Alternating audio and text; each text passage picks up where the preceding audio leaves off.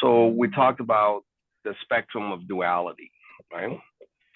Sometimes what we perceive as this high of positivity allows us sometimes to perceive the reflection of duality that gives you the ability to subjectively, objectively um, experience that reflection, right?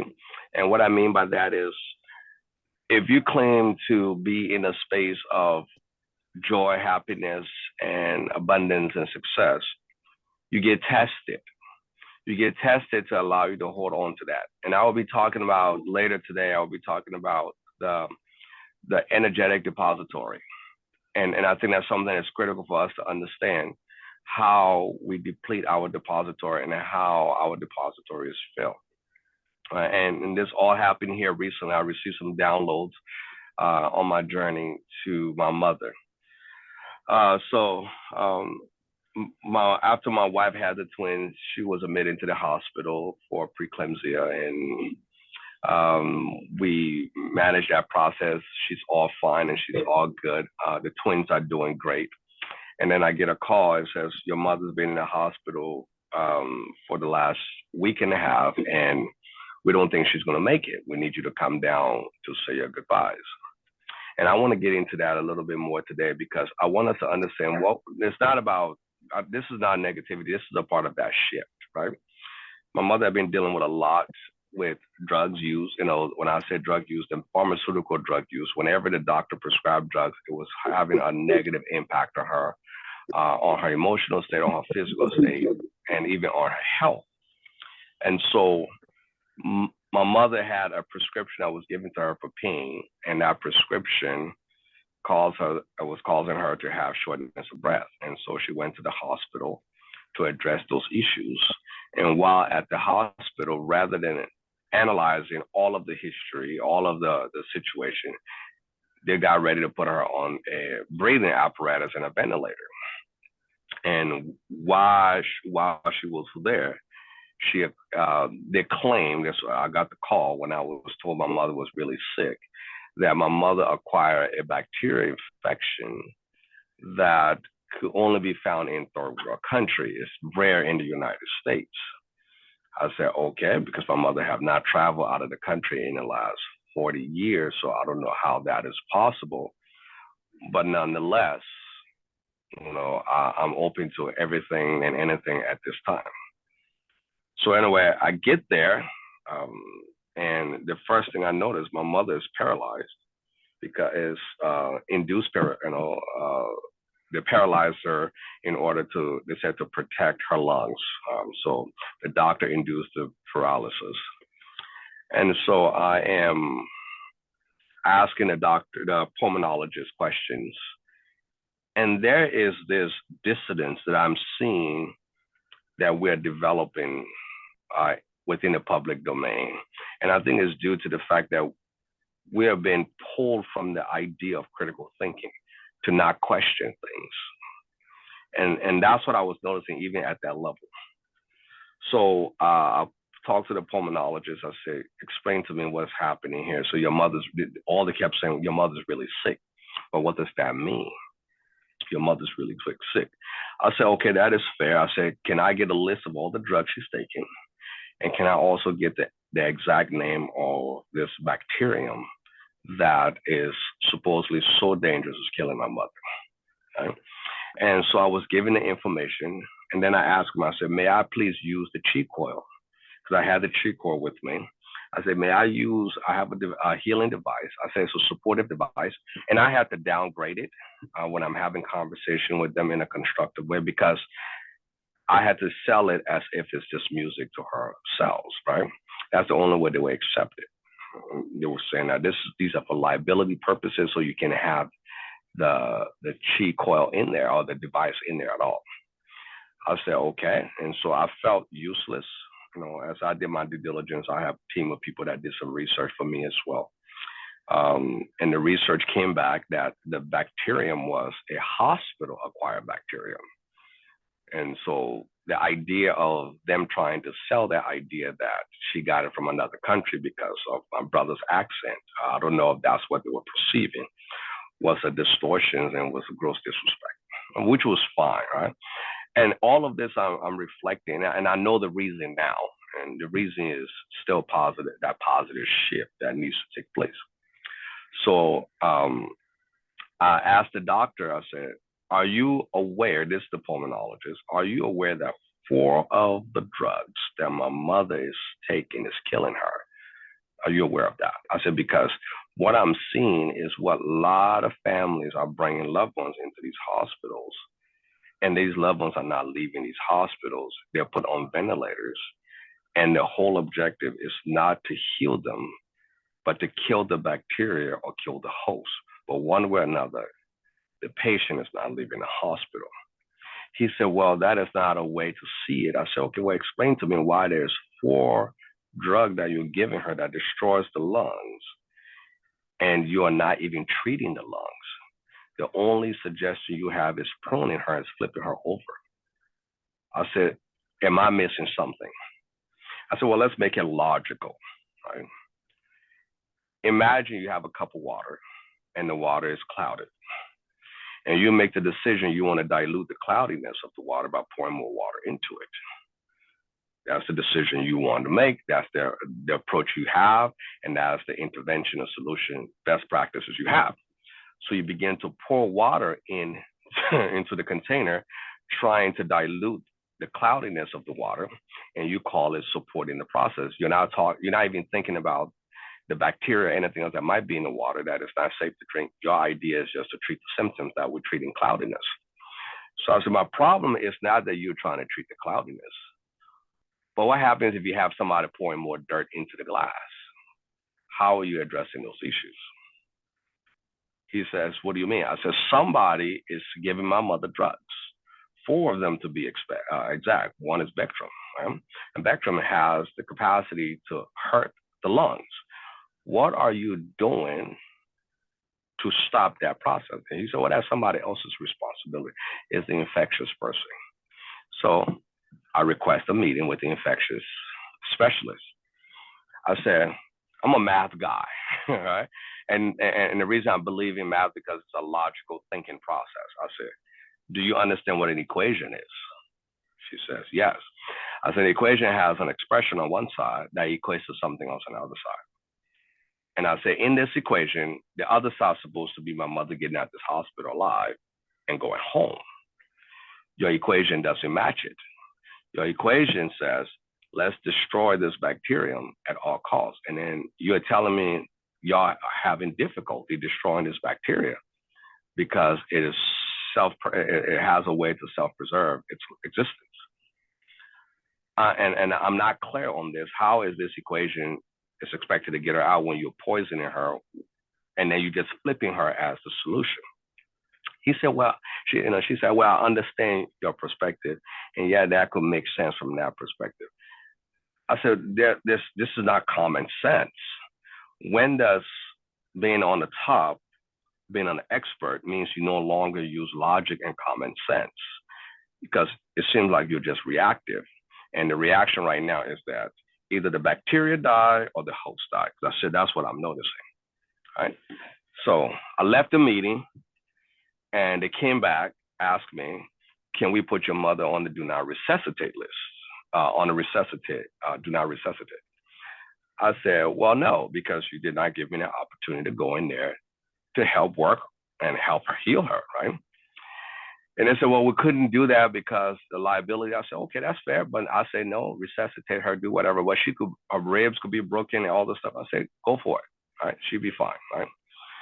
So they came back. I guess they were more pressed on what they need to do to get her on that list. I said, okay, I'll make it fair. If you can give me access to her so I can run some frequencies on her, then I will consider it. I said, okay. So they ran up the flagpole, and they got to the very top, and then they gave me permission to go in there. So I went in there. My mother oxygen level, the ventilator settings at 100. Her PEEP is at 16, which is max. So everything is max. Her saturation level, oxygen saturation level, is at 90 to 91. I said, well, let me see if I can work from that. Okay. So the first thing I did, I said, because they're not treating the issues, let me address the issue. So I began to run some lung frequencies, right? So I created a playlist and I began to run the lung frequency on my mother. I also ran some calm and some different things, but right at this stage, she was paralyzed. They had paralyzed her from head to toe, so she was still paralyzed. And I said, well, let me run the lung frequency, and I ran some methylene blue. So I called the pulmonologist. I said, is it possible to get some oil of oregano in here? I'm just giving some suggestion because you're saying you can't kill bacteria, you can't kill this bacteria, so it's so persistent. So would you consider oil of oregano? There's different brands of it, but the quality of oil of oregano is antibacterial, antifungus, and antiviral. I said, can we get that into her system, the feeding tube, whatever, and see if we can support her body? He said, well, we don't look at those options. Those are, those options out there. It's almost like those weird options. We don't do that. So I said, your option is to give a drug with the side effects. I said the adverse effect is to cause pneumonia and to cause heart. I said, that's the side effects and also destroy the lungs. So you prefer to use something that kills someone than use something that is out there in nature that's been around for thousands of years before our existence over whatever else you're doing. He said, well, that is the standard of care we have as a hospital. I said, that's fair. Okay, that's fair. I understand your stand. And the reason I'm sharing is because my calmness is part of that lung frequency and those frequencies I talked about. Right? Because in the midst of storm, no matter what is happening, you must be calm. You must be objective. You must be neutral. So I tried to remain neutral. I didn't want to catch a case because I didn't want to go to prison and then have somebody go into the graveyard because I didn't want to get crazy on nobody. Right. So that's why we run these frequencies. So we learn to be centered. And I was centered. I was at 0.0. I wasn't reactive. And so I said, okay, I got all these obstacles. I'm still running. So I ran the frequency. Now, what was interesting, I ran the frequency for 12 hours. My mother vitals increased, it got better. Her oxygenation level jumped to 96, 97 is the saturation level. And so she's looking good. So I forced them to start dropping the vent. I said, I need you to drop the vent settings. And we drop it all the way to 70. And she's still holding strong at 95. I'm happy because I asked them, I said, what will it take for you to get her off this machine? Because I know this machine is not designed to save lives. It takes lives. The only thing this machine is used to, it was designed for, is a transitional phase where somebody maybe have a surgery or something and they're unconscious and they're not breathing. And so when you put them on that machine, but just to put someone on that machine because it's a reactive process, I think it's a capital gain process personally, because you're making $50,000, $60,000 a day on this machine. So I understand, hey, it is business. This is what capital gain is all about. So I got them to drop the the settings. We got all the way to 70. We got the peak down to 14, 2 basis points. They were happy. The pulmonologist comes running in there after the updated settings. And he said, let's do a trig. A trig asked me, right? And I said, no, we're not doing a trig. I said, we're not cutting her no more. You've been cutting, she got a knot on her neck because you just cut her recently to do some kind of scopic scan or something to find the bacteria. I said, no, we're not doing no more cutting. And I don't want to hear nothing fancy about what the value of you cutting her anymore, because you're not cutting her. We're going to allow this system to try to heal her. He said, this is the only opportunity she has to live. I said, well, you called me and said she had no opportunity to live. And the formula to get her out of here doesn't exist as far as you guys are concerned. So don't tell me to go and do surgery, because it seems like y'all just want to use drugs and surgery. We need to do better than that. So I'm still calm in the process. He said, I recommend. I said, thank you for your recommendation, but the answer is no. So the end of the day, my mom is doing great. Her vitals are doing better. And then I suggested, we talked about getting her all the paralytics. So she is no longer paralyzed, at least from the head up. So she started to awaken a little bit. She was able to open her eyes, and I started talking to her, and she was responding a little bit. She was still paralyzed. And that's my concern was, They told me once they took her off the drugs that within an hour she should start having sensation.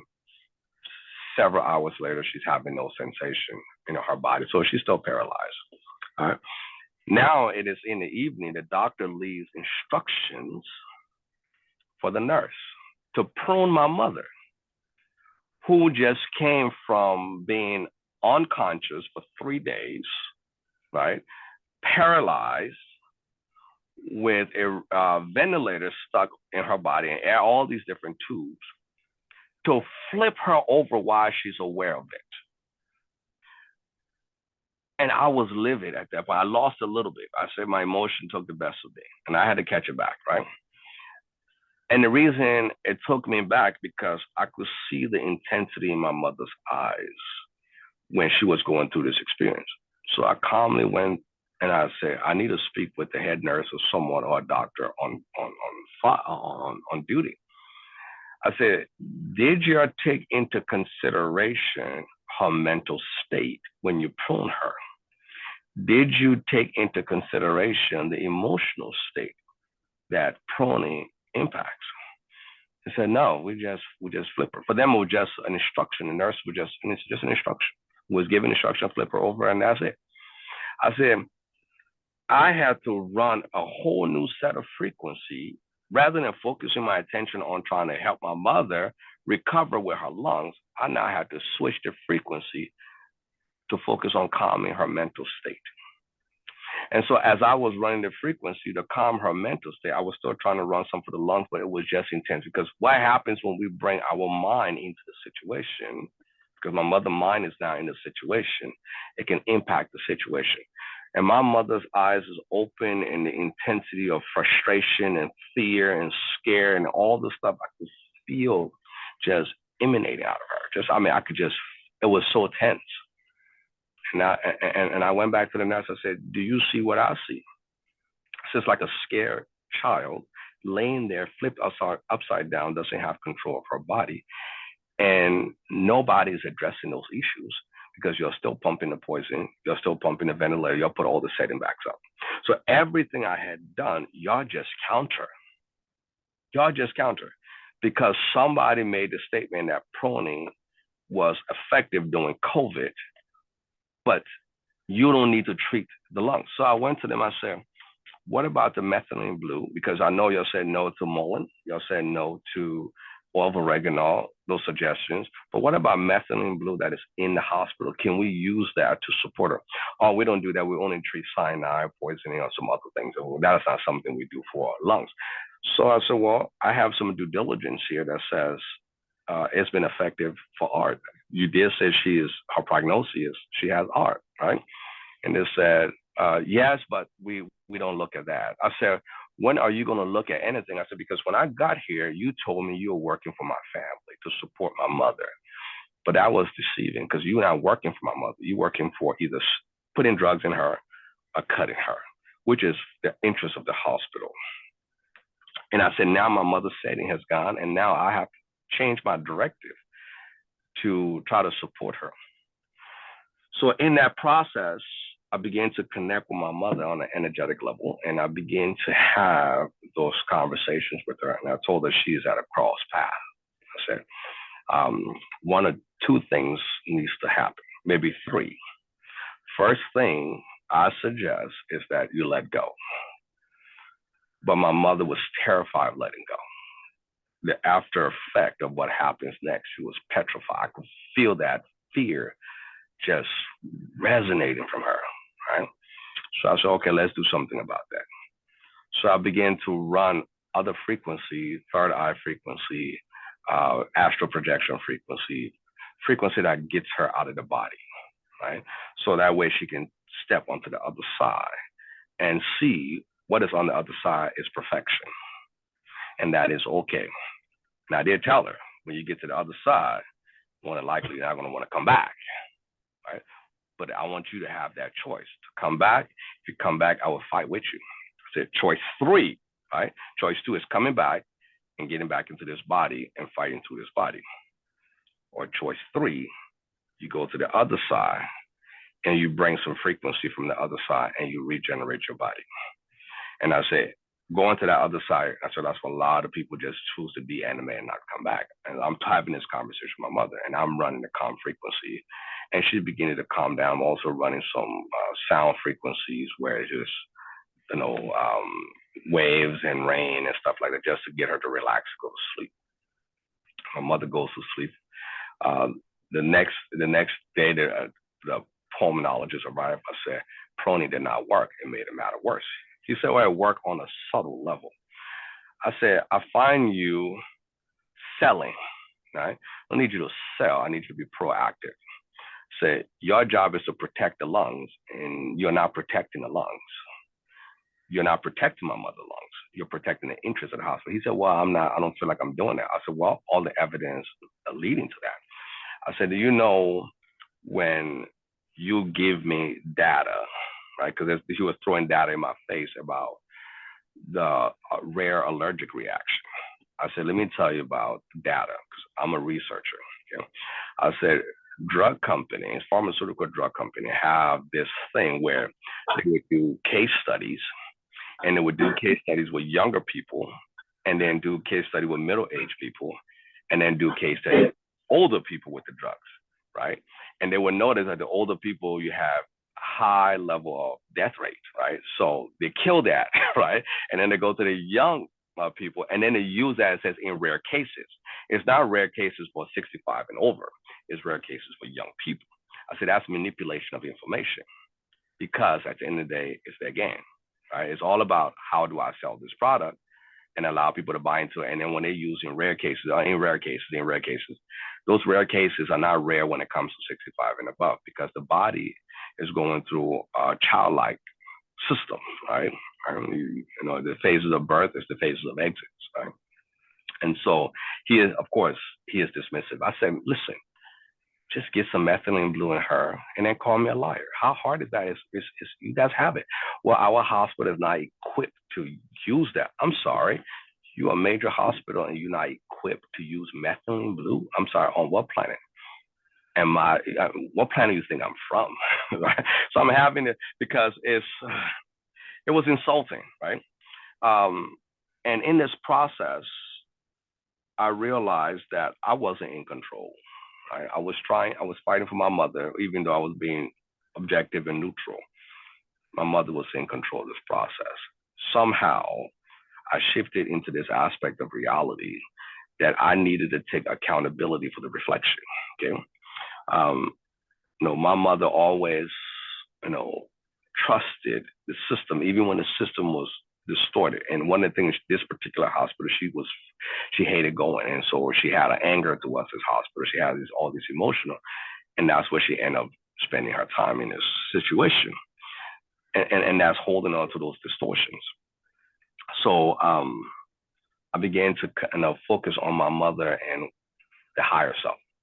So I was like, make the decision of what is best, not what is best for what is out here, but what is best for the expression, that particular light. And I told my mom, I said, I want you to know I'm proud of you. And because I wanted to talk to her, but talk through her. I said, I'm proud of you. You've done your job. It's okay to let go. Just let go. Just relax and let go. And it doesn't take away from you. I said, let me tell you what you have done within me. You have inspired me to be a human being that is uncompromising, that is loving and compassionate to the best of his ability.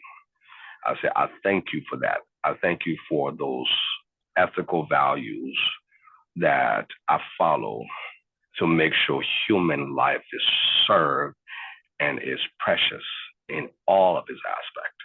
I said, thank you for that. And I said, the rest of the family, thank you.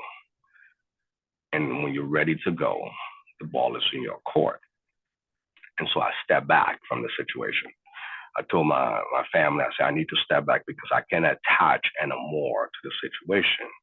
And so we will keep running the frequencies and we'll allow her to make the decision whether to stay or go. And that's where the strength sometimes has to come into play, right? You have to trust the nature of creation, the nature of life, how life perpetuates and not hold on to the distortion of all the subjectivity of it. And so I was there for about 5 days, and I told my family, I said, okay, I need to get back, and I will make another trip back, right? And on my way back, I was meditating. It was a 11-hour drive, and I enjoyed every minute of the drive because I had a chance to meditate.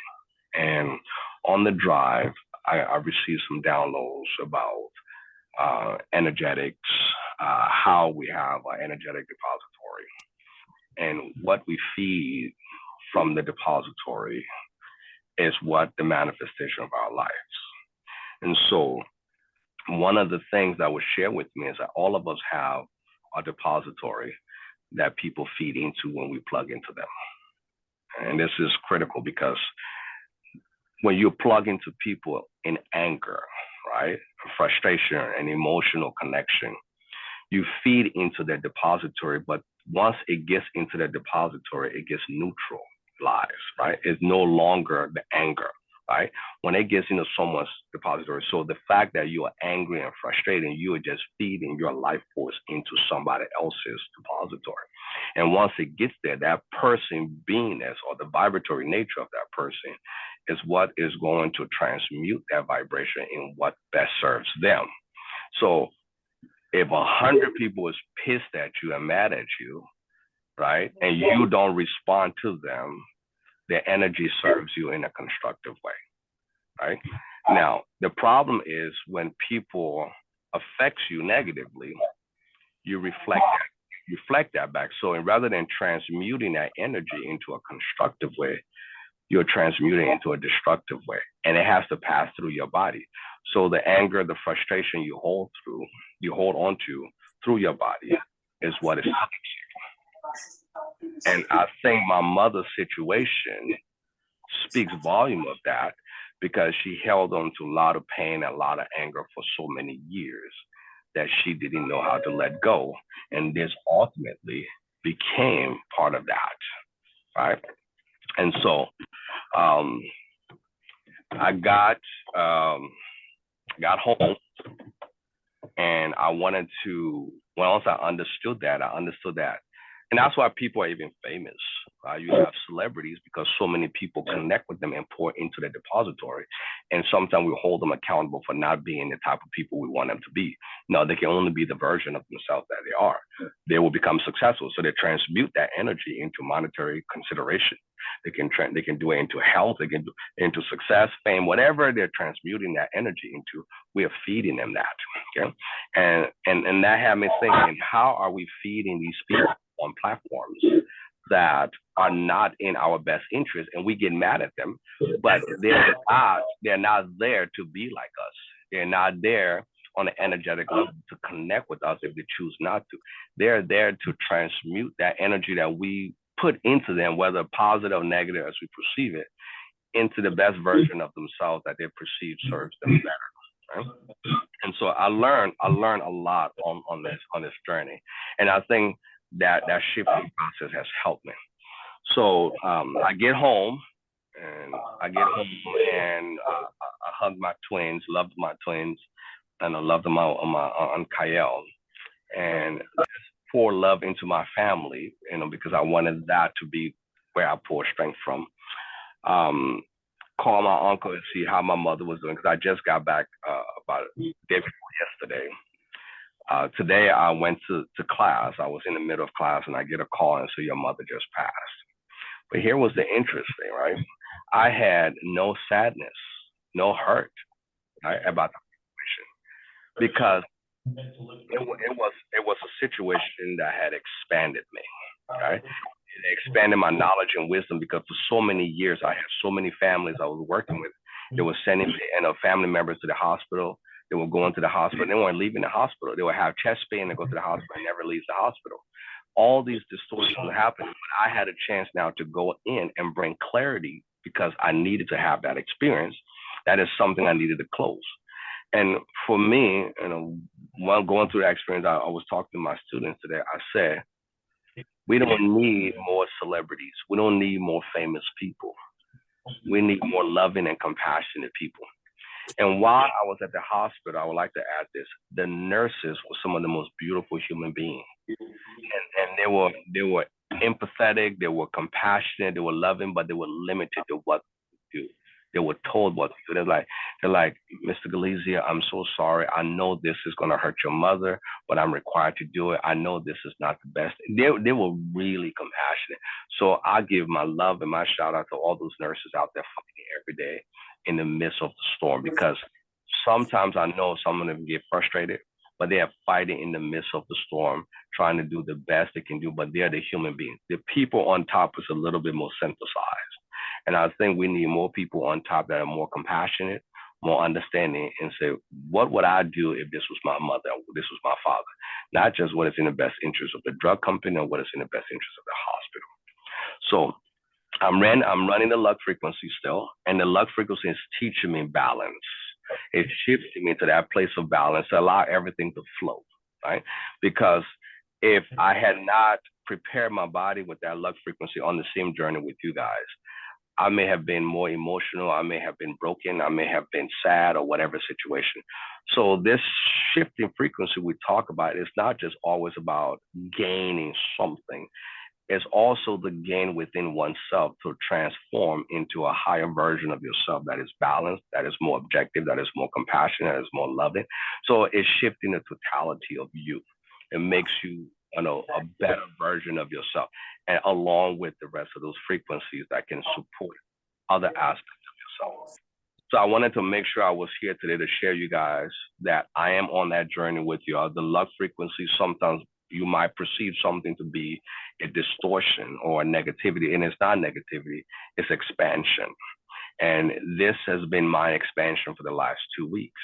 And I'm okay with that, because as I reflect on the situation, my mother's no longer dealing with that distortion, that pain, that suffering, that continuous reflection of what was happening with her engagement with drugs and prescription drugs and so forth. So I'm grateful for the opportunity to have experienced that.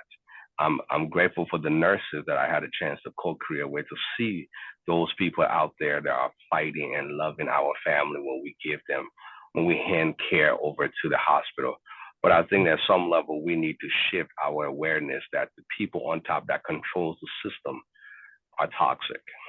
That they are as toxic as the very drug they push out, and that system needs to change. And that's why we need to come together and create this opportunity, whether with the scalar, whether it's with the Qi Coil, whether it's whatever mechanism, and create a support system that challenge that and challenge that objectively. Give our family a chance to overcome the fear that if you don't go to that drug company or get that drug, that you're not going to be healed, because there are hope. We are the beacon of light, the beacon of hope for people out there to not compromise the sanctity of their well-being and health for the sake of capital gain for another select few. So I want to pause here, and I want to give everybody an opportunity to inject NF reflections.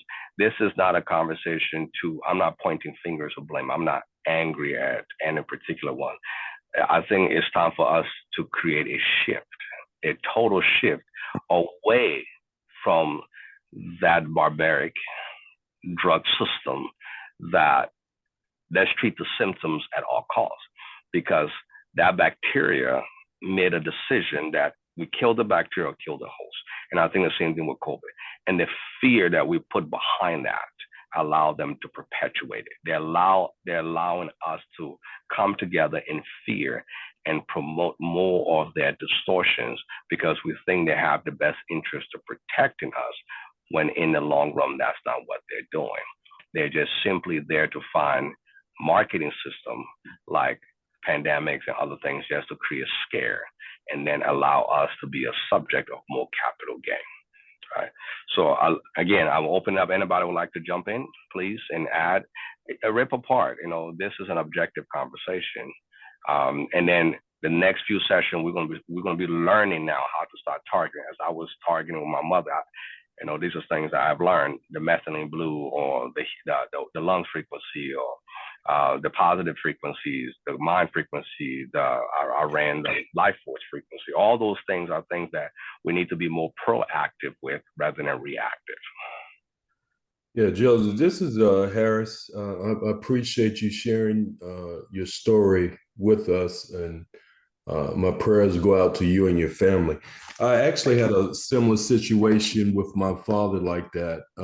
Long story short, uh, we need to let the doctors or whoever oversee him know that we're involved and that we will challenge some of the things that they bring to our attention. If they want to use this drug, what is it for? We not that we're smarter than them in their field, but we can do the research and see what, like you stated early, why are you using this type of medication that harms them? So I appreciate you sharing your story with us. Thank you. Thank you. And when I want to ask something, Harris, the great equalizer is here, everybody. Don't let people out there convince you. I know there have been a lot of marketing distortions about artificial intelligence, right? Artificial intelligence is a powerful weapon if we leverage it constructively. Because with artificial intelligence, you have the entire information field at your fingertip. See, power has always been information. But information now, we're in an information age. You know, a lot of people didn't understand the transition. You see, all of the prediction that we're moving towards through different theological understanding that we're moving to an information age. We are here. But what are we going to do with that information? We have the capacity now to say, tell me what you're doing. And in real time, I can ask you the right questions. Let me give you an example. Right? I have a medical AI that I consult with, I interact with, because they have education ones, they have different ones. And when I go in, I say, tell me about this drug, right? Tell me the efficacy of this drug, research it, and give me all the statistical data. And I'm learning in real time. I'm not waiting to go find a book, flip through a book, waiting for somebody to tell me. In real time, in my space, I'm able to do it. That is power. And then when I take that information, I can say, give me every article that has been published that have shown success, but also give me the article that have challenged the efficacy of this and show me the distortions in it. And then I can also tell it, bring it down to my level of understanding. I don't want you to use all these complex words that doctors create to confuse us. Break it in simple terms that I can understand. So I scale it down to my level. This is the power of knowledge. It's the power of education. And I'm saying that because all of you have access. It doesn't matter. Use something as basic as ChatGPT. It's free. Use that to equip yourself when you walk into the hospital. Give me the list of these drugs that you're giving my parents. And then that way I can ask the right question. Why are you using this drug if it's causing this problem? And that's the problem she came in here for. Right? And then let them, and then find a way for us to go to whatever politician and whatever system and hold them accountable and says, we need to have a voice when we're in the hospital. The hospital cannot be the all be all. And if the hospital is mistaken or they're doing something, we need to hold them accountable for those decisions and not hold them and hold them liable. Because if there are other options and they refuse to utilize other options, then we need to hold them accountable in real time. But now it empowers you to do so. Go ahead, Harris, again. No, in closing, just listen to your story and how you was able to use tools to keep you calm. And there is a button inside of all of us that you can press to make us go off. So I appreciate you. And I just learned something today, if I don't learn anything else, by what you shared with us. Because when it's all said and done, for somebody that's proactive and want to know what's going on, they expect or want you to go off to have a reason to get you out of there. And I have to agree with you that there shouldn't be any major decisions made unless someone has been appointed by the family to oversee that decision or agree to that decision. Yeah, excellent. That's an excellent point. And that person, and that's why these tools are here. Okay, you know, Qi Coil, guys, Qi Coil is not a reactive tool. It's a proactive tool. We said there's nothing the all be all, right? But energy is the all be all, right? Energy is absolutely the all be all. Nothing can exist without it in the form of energy. Everything is energy, right?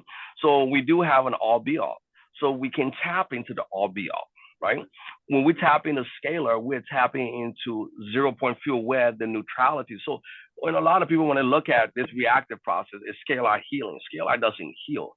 Scalar removes distortions, right? It moves you to that 0 point where it neutralizes you and then allows the body programming. It's just like a computer.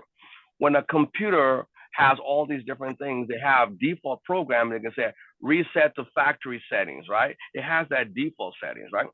When we start tapping into 0 point field energy or scalar energy, it is shielding. And remember those shields I talk about, those layers of belief system and ideas and distortions and all these things that hold us at bay because we are making conscious decisions, whether they're unconscious decisions. So when we get into scalar, it starts to peel away, right? It starts to get to the core, which is love, right? Because it says love truly does conquer all. When you have a loving heart and a loving mind towards people, places, and things, no matter what, which is a safe space, that energy peels off all the crap, right? I don't have any animosity towards drug companies. To each his own, right? I have none, right? Even though my mother passed today, I have no animosity towards them. I have no judgment towards them because I've allowed the energy to zero me out where love is unconditional for me, right? It's unconditional and allowing people the space to be that version of them. But also I need them to recognize who they are in that space. That's feel like how I was shining my light. Do you know who you are? Don't deceive yourself because I want to send you some energy myself right now. That's why I will send scalar to the hospital and to the doctors, right? I want you to recognize the essence of your greatness within and the light because you are infinite. You're so much more than this definition that you have shielded yourself with. That's what Qi life is all about. Energy life is all about that. That's what Qi means, energy life. And we need to awaken, not this reactive process. Let's go get rid of my prostate. Let's go do it. We have solutions on this team and David's team and the rest of the world because we access information globally now. We have access to information to get rid of things, to heal things. We no longer have to trust conformity. We don't have to trust the system to be that system to solve our problem. We can start being proactive. But we have to do it through love and compassion, not anger and judgment and doing all that stuff, because then we're just reflecting and just bouncing back. So I'm encouraging all of you that have lost family members in such a situation to go to the technology and heal and peel away all the distortions around you that allows you to reflect those situations. Because when you do that, you become empowered. I've been empowered by this situation because I now can share this information with family members that will call me and say, okay, Jossie, my mom and dad is going to the hospital. And I'm going to let them know, look at these proactive things, ask these proactive questions. And I think we can do that as a community. Everybody come from different experiences or subjective experiences that create a totality of all of our experiences. We are all part of the puzzle. Let us share. I'm sharing with you that sometimes when you are experiencing positivity and you see these reflections, is to just navigate through it, right? You have the ability to navigate through it without being harmed, without being hurt, without being affected, right? You have that ability. And this energy does that. However, I do want to start creating, if that's okay with the community, I want to start doing courses. Maybe we can start addressing different distortions so we can start becoming proactive because we have thousands of frequencies, but what do I do with those frequencies? How can I proactively? What frequency is the foundations, and then what frequency treats the manifestations, right? And so we want to start getting into that. I want to get into autism. I want to get into these disabilities that people talk about that are drug related a lot of times with these kids with vaccination and different things like that. How do we bring out those definitions? And I want to share with my family because a lot of the things that we see in our families, especially when it comes to pain and suffering, those are internal perspective of ourselves. right? Those are subjective internal perspectives. So when you have a child, for example, that you say have disability, that child has a gift, right, that you are completely ignoring because you're focusing on that child being like you, right? Why does he or she does not act like me? Right? And I want to share this crazy story. When a child uses its imagination, and sometimes they get older and they still tap into that imagination, it's not just an imagination. It's part of that shifting that we are all desiring to experience. So I'm driving, I'm in the zone. I'm really in the zone, and my windshield is full of bugs. Right, crazy, right? And you might think that somebody that what I'm getting ready to say, do not judge me. In fact, just keep a safe space for me, right? Because I'm getting ready to share something that you're gonna go to those crazy people that you call crazy, right? You're gonna say, I got some crazy family members. You can be like, Mr. Gallizia, Mr. G just told me something crazy, so that you're not so crazy anymore, right? So let's just tap into energy. So I'm driving on the highway, and there's a bunch of bugs hitting my windshield, and I'm wiping it off, and it just kept coming back. And I was a little agitated. I was like, why am I agitated about some bugs hitting my windshield? Because I always question myself, right? And so I wiped it off, and then I tap into the energy of the bug. Now, we think we're the only one that cuss in the human form. Those bugs are cussing when we kill them, right? And what I heard was, this mother, I'm not gonna say the word, just flatter me. Who does that, right? It was almost like this shock. And I felt the energy of that destruction, that destructive force that sometimes we don't see, right? But what I needed to learn in that experience was not the fact that the bugs was being splattered on my windshield, was the fact that I wasn't grateful and I didn't have any gratitude for that life form in that moment. I do normally, but in that moment I was reactive. So I tap into the energy of the essence, the entity of the bugs. And we all have that capacity to do that. You just calm yourself and just try to be related with nature. That's why people are in tune with nature, in tune with different things. And what the energy shared with me says, how would you feel if you were just walking down the street and a dragon came behind you and just scoop you up and ate you like a sweet pickles? I said, first of all, why are we talking about pickles? Because I don't like pickles. Now I'm crazy, right? Because I'm having this conversation in my head. I'm having this energetic conversation. I said, first of all, I don't like pickles. And first of all, did the dragon fry me first before he eats me? They said, no, he just picked you up and ate you all juicy and everything. And I said, I don't know if I would like that. He says, well, when you de-animate, there's a potential you might have that experience because you weren't grateful for life forms that we take for granted here. So in that moment, I began to be more grateful for all life forms, not just my mother, because sometimes I look at my mother and I dismiss other life forms.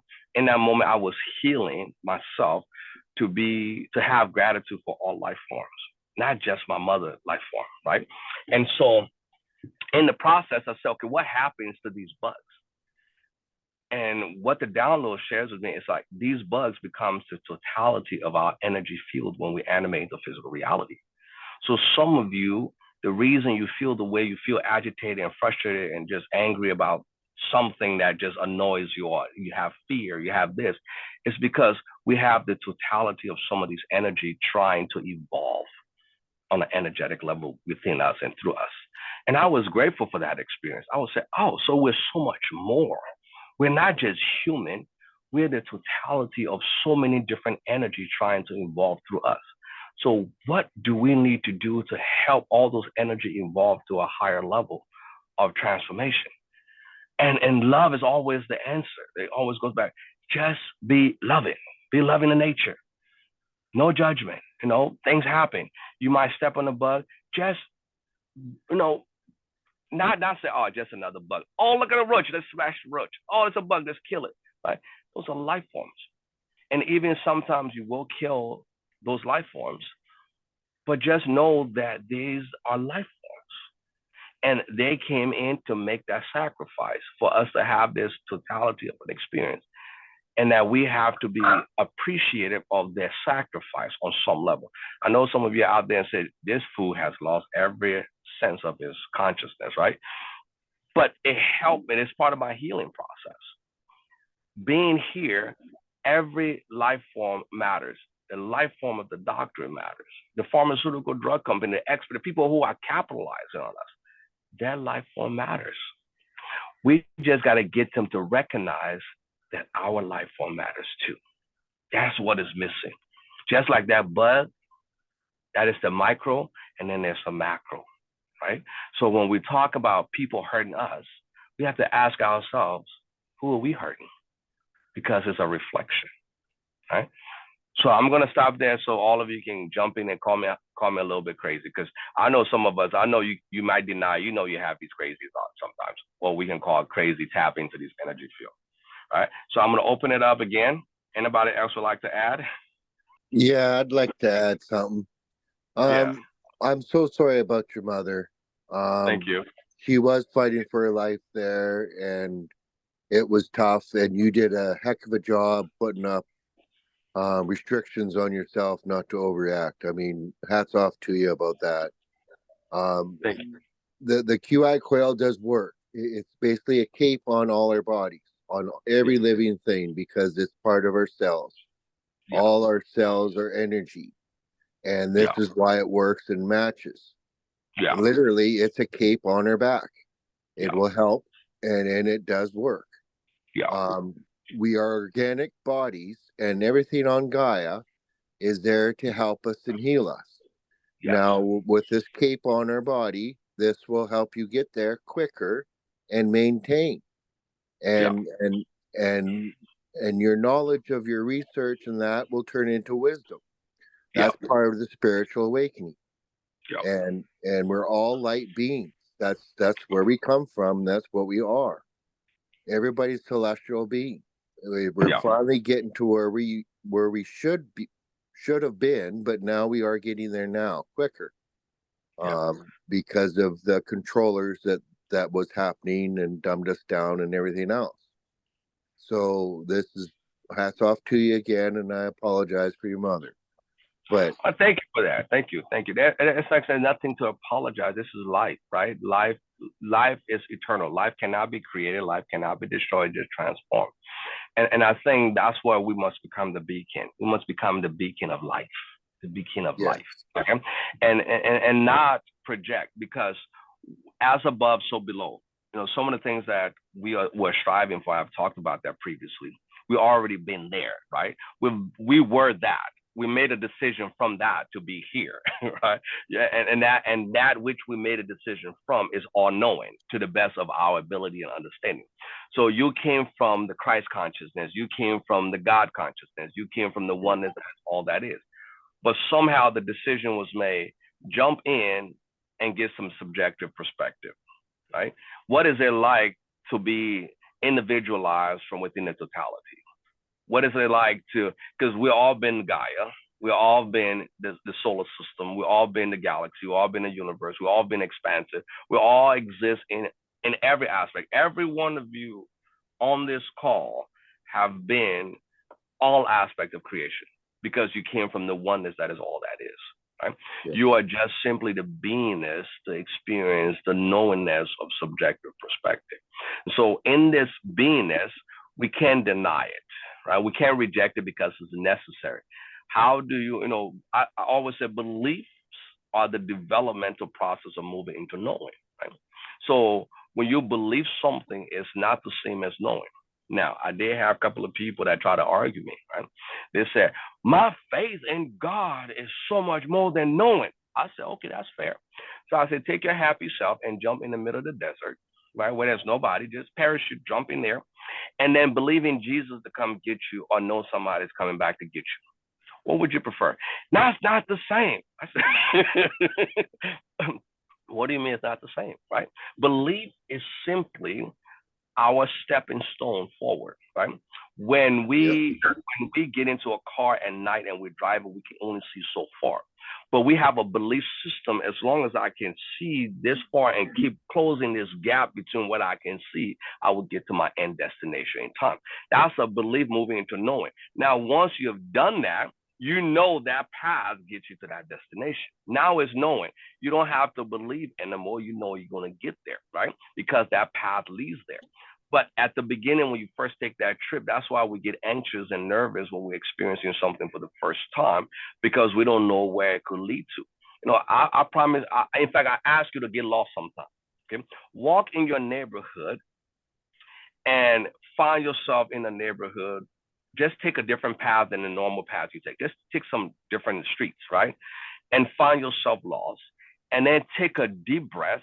And this is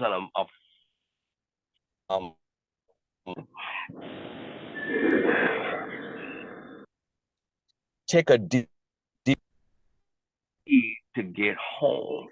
I'm just going to trust my inner wisdom. And just turn and see, and you will feel anxiety come up, because anxiety is a frequency. It will come up. You will feel stress. You will feel distrust. You're going to want to grab your phone and get Google Maps to try to help you, because you will feel lost. Okay. And once you understand that feeling and you say, you know something, I'm not that far from home. I know if I just make a couple of turns, I can find my way back. That trust of finding your way through being lost is something that we don't practice enough of, right? And that's one of the reasons we become codependent on this frequency device. And we need to, because it's an energy navigator, right? We want to become codependent on energy, because energy is all that. So when we go to this energy field, we can say, okay, what am I missing? Is there an emotional state? Is there a mental state? What is the anxiety coming from? What is the fear coming from? And allow us to heal through that. And then when we go through that situation next time, the anxiety is not there. And now we're able to have clear thoughts in the process. And that clarity of thought give us the opportunity to expand further. So, and I said that to say this because I want to make sure as a family, we're not out here judging. Okay? We want to be very careful to make sure that we are safe. We always are safe in a safe space, and give everybody the essence of that safe space to grow. Because remember, we're all part of the same source. We're all just co-creating together. And I don't know if you remember the conversation, you know, how my mother got in this situation, how my brother committed the atrocity. Well, some people might say that is horrible, but my brother came back and told me it was necessary for my evolution, right? He came in as the antagonist so I can evolve. You don't know who is in your life challenging you. Sometimes the people closest to you to get you to evolve to the best version of yourself so you can elevate, because you're not just elevating you. I told the story about the dragon. I know it's kind of comical, but you're elevating so many different aspects of the energy field, right? And it's within you, and it's part of you. It is oneness with you. So it's not just you. There's so many life forms that's part of you that you're evolving. There's so many other essence of past lives and different things, and other lives. All that energy is all part of you, and you're just involving all of them together, so we all can evolve to the totality of the oneness through this illusion of time and space. Well, it's every interaction we've come to our life, from our present to our soul life. That's what we're dealing with in order for healing and that, or counteracting, or however we want to look at it, uplifting in a good positive way. But yes, that's part of understanding of how big it really is. Absolutely. You know. But yeah, you're right. Anybody else would like to jump in and add? I love the comments. You guys are amazing. I love you guys too. You know, my message to you all is go out and be the light, okay? And create those safe spaces. And through those safe spaces, we can transform our world, okay? And now you have a tool. You're not just going without an armor. You're not just going without a shield, what we can call an armor and a shield, but also now you have a weapon. and I know weapon can be perceived in a negative way, but you have things that can pierce the veil of distortions and negativity and all the things that come against us. You literally have a tool that supports you. Right? We need to go forward. Now, we can now, based on what David has done and his team, and all David and his team, and the rest of the world that is contributing to this, right? With Scalar, the more we advance Scalar, the more we expand ourselves. Right? All the different technology out there that is coming out, Scalar being, one on the forefront, because Scalar goes beyond you subjectively. You're not just attached to you. It's not just close to you. You can now penetrate any system, no matter where they are in the world. And we talked about the last time we spoke. That is what we have now, right? So we're not the victims anymore. We want to change our kids' lives at college. Run the frequency where they are. Get their dorm room, program their dorm room, send the frequency. Don't send frequency, don't send frequency that support them. You can send the brain frequency, you can send the mental frequency, the immune, the balance, the clarity, those frequency in the scalar, the bliss, right? The longevity, the things that you hope and pray for, those things you want to send to them and allow them that space to keep expanding within their own, within their own reality, right? That, everybody have their own aspect of subjective reality.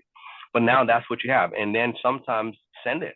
When you see family, when you watch the news and you see somebody commit, even I know we've seen this Puff Daddy fiasco that's distracting. Send love and light into the situation. Don't pick a side. I need us to stop picking sides, because when you pick sides, you become reflective of those sides that you pick. Don't pick sides. Just send love and light. Send love and light to the victims. Send love and light to the victimizer. Because remember, hurt people hurt people. That's a saying that has come to be true.